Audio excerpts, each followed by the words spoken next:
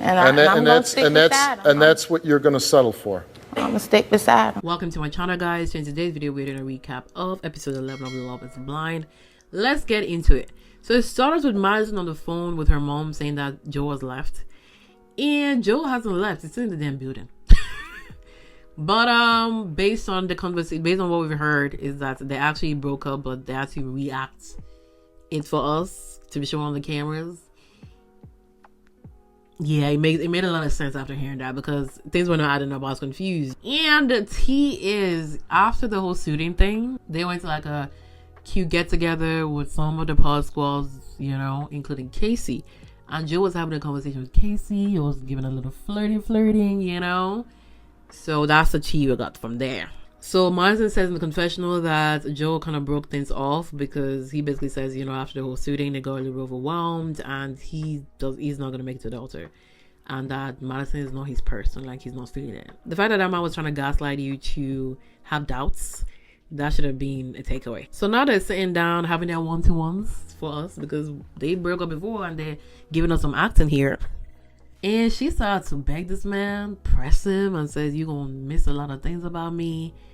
You know, like, it was like, why are you begging someone when they said that Clay don't like you and they won't make it to the altar? Like, I don't understand Madison and Annie. Like, why are we begging men? Even if it's the other way around, if someone says not interested and they don't want to marry you, that should be the end of the conversation. Like, why beg someone? Why are we begging? Then she says, like, this is so embarrassing. Like, would you like to see me dating someone else? You know, how would you feel about that? Joe gave nothing. Like, there was no emotion there. He basically said, yeah, you know, I miss the physical touch and all these things. Okay. Like, that man was giving zero emotion. That man was giving zero care. She crying, and the man don't even comfort her or anything. And she's begging to be comforted, and he's giving her nothing. In the confession, he's like, I'm so relieved. Like, a weight is off my shoulders. Like, yeah, I'm happy. He was like, if you went through with her, marrying her, having kids, you would have been so miserable because he ain't into her. Madison is sitting there crying. Madison's packing his bags. Madison had his bag packed already, but he has to fake this for us. But yeah.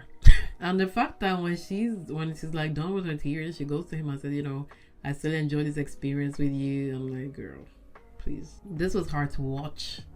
This was delusion of the highest standard. So Kalybriah and Edmond, they're in the mountains after finishing their snowmobile activities. They're sitting down in the mountains. She brings him chocolate tea, and he says thank you, and she's like, yeah.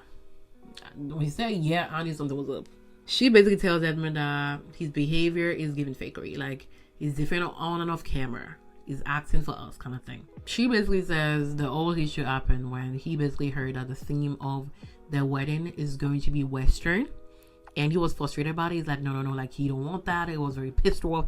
And, you know, as her partner, she was like, baby, kind of calm down. She wants to kind of put her own word in, but he dismissed her. He didn't even look at her. Like, he didn't give a fuck about her. He even called her off mid-sentence. She's tired of trying to make him grow up. She's tired of trying to make him take accountability, trying to teach him all these things. It's like, you chose this life. You chose this for yourself. You chose to be the mother. He basically says, okay, you know, we had an argument, but I saw that when we got down, I saw the nice scenery, and yeah, like, honestly, that's a nice scenery. It's a nice scenery. He says, so that damn scenery, and it was all happy days for him. He basically did nothing wrong. It was like, if he did something wrong, why is Kalybriah sitting here right beside him? And she's like, I'm trying to fight for us. Like, I'm tired. How many apologies is she requesting for? And the fact that she has to explain why she needs an apology for, like, it's tiring now. But she basically says Edmond should stop trying to cut her off, and I'm thinking, like, girl, you've been doing the same thing all through the freaking episode, so y'all doing it to each other. And she called that man a bitch. She called that man the B word. Like, where's respect? She don't like that man. She hates him. Ever since that man hid in the cabinet, it was over. She got the ick that time. She got the ick when that man was in the cabinet. There was no reason to call that man a bitch, you know. She meant that word with her whole damn heart. She been keeping it for a long time. But she's in this issue. Everything that man has done, she's piling it all together.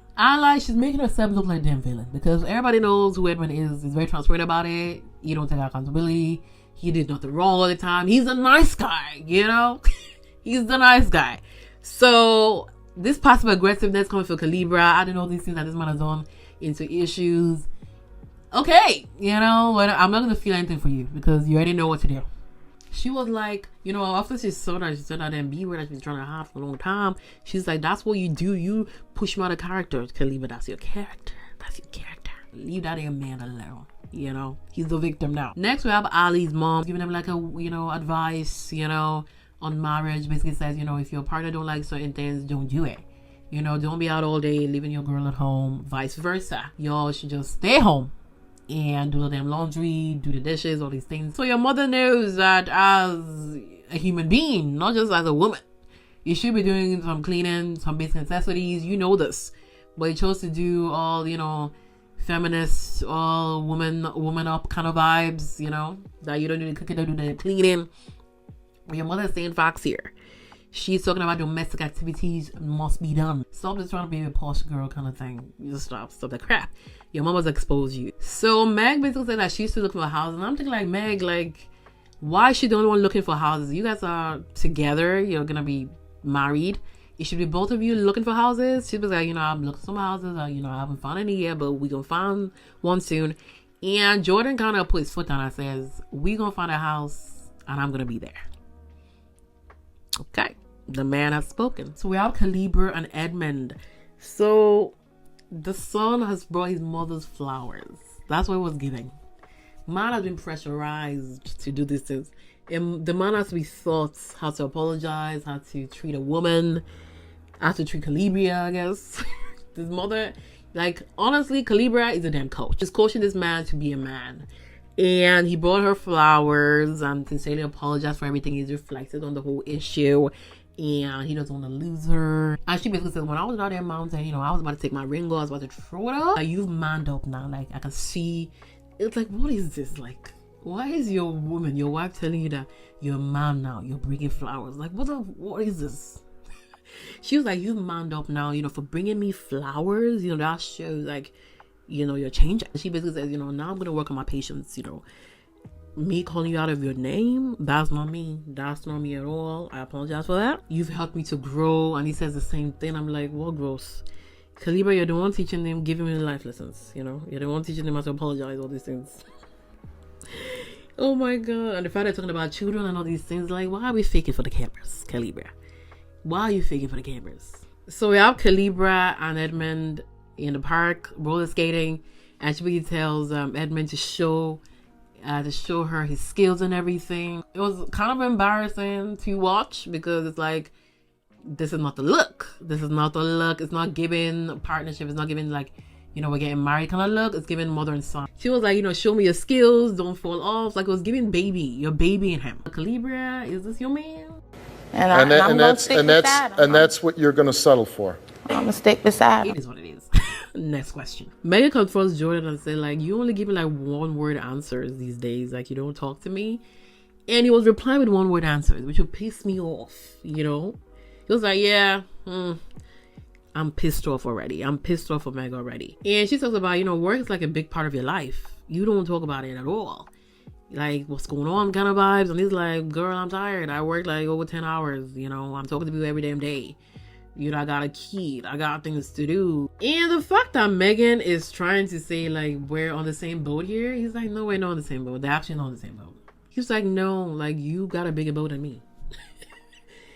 Facts. Like, Jordan, Megan, come on now. Come on now. Come on now. Like, girl, you've reached that lifestyle where you can, you know, work anytime you want, flexible, all these things. Like, man is still struggling. Man is still struggling, trying to get to where he wants to be. You're not on the same boat. The only pressure that you both have that's kind of the same is, you know, obviously getting married, new things. He has all that pressure and other things added onto it. Then Megan started to talk about, like, it was even show off. It took me so long to get to where I am right now, and I want to enjoy this lifestyle, you know, go out with my friends, go golfing, all these things, and I want you to come with me, you know, some other time. And then he's like, girl, I don't have time to go golfing at 10 a.m. I got work, I got kids. And he's like, when you have kids, like, how do you plan on doing all these things? I don't want no damn nanny. Like, you want to be doing having your fun, living your lifestyle, but when there's kids involved, how you gonna do that, Megan? Yeah, Megan doesn't need to sit down and think about it, because the lifestyle Megan's living right now is not giving. I'm looking for kids, you know. Megan basically believes that, you know, I know marriage has a little compromisation. And it's like, it's not a little, you gotta compromise in a lot of things. It's not just a little compromisation. And she's basically saying all these things doesn't mean I have to change my whole damn lifestyle. Facts, but there's gonna be a huge change, you know, because you gotta think about your marriage, your kids. You gotta kind of think about that in a lot of aspects of your life. It's gonna take a huge role in your life, you know. There gotta be a change. It's not gonna be a little change, Megan. Then she goes on to say, you know, I like going to nice restaurants, you know, and he basically said, yeah, I like going to nice restaurants too. I don't know what person doesn't like going to nice restaurants, but she's like, you know, I didn't know that, you know, I don't know all these things, you know. She wants to go on dates, she wants to buy flowers, all these things. She wants that romantic kind of thing, which she deserves, you know. Jordan, like, I know you're stressed about work, but now you're married. Like, I feel like after they let that in pause, Jordan is back to his back to where he was before the pause. He's back to just going to work, taking care of his kid, and calling it a day. He's forgot about the whole, I got a partner, I gotta compromise, I gotta kind of add things together here. You know, there's a change in my life here. It's like Jordan kind of needs to wake up. At least Megan's trying her best, trying to, you know, I feel like Megan is more aware of where they are right now. And now Jordan, come on now, wake up. Wake up. It's like you're here telling Megan, like, you know, what about you having kids? What about the kids? What about, I don't want nanny, all these things. You have all these things, but what are you actually doing in terms of adding her into your life, you know? It seems like Megan is doing a little bit more, you know? He basically says, okay, you know, we're together now, but I don't want you being with me kind of make you go low in your social class and everything. I don't want to be like a burden to you. You know, you got all these golfing you want to do. Like, I don't want to be like a burden to you, not to do your nice things. And he goes on and says, you know, you basically said you've dated the rich guys, all these things, but it never worked. And that's why you chose me. Well, that's straight facts, because it was crickets, and that was kind of the end of the episode. They're both at different levels of their lives, and they just need to kind of sit down and have a middle ground, because I understand both sides. It's like, Jordan, talk about your work to your partner. Like, she wants to hear about it. Like, that's just how you get more closer. You know, so act like something like a secret agent kind of thing. You kind of expose what's going on. And Megan also got to understand, like, sometimes not every day I'm going to talk about work. Like, sometimes I come home, I'm tired, just want to watch a movie and call it a day. Don't nag that man when they come back from work when you know it's stressful. You know? And Jordan too, like, I know girls out and about all these things, but once in a while, go to the events. Once in a while, go to the events. You know, they gotta compromise, they gotta be in that middle ground, they don't be together. Thank you so much for watching. Please subscribe to your girl, and I'll see you in the next one. Bye.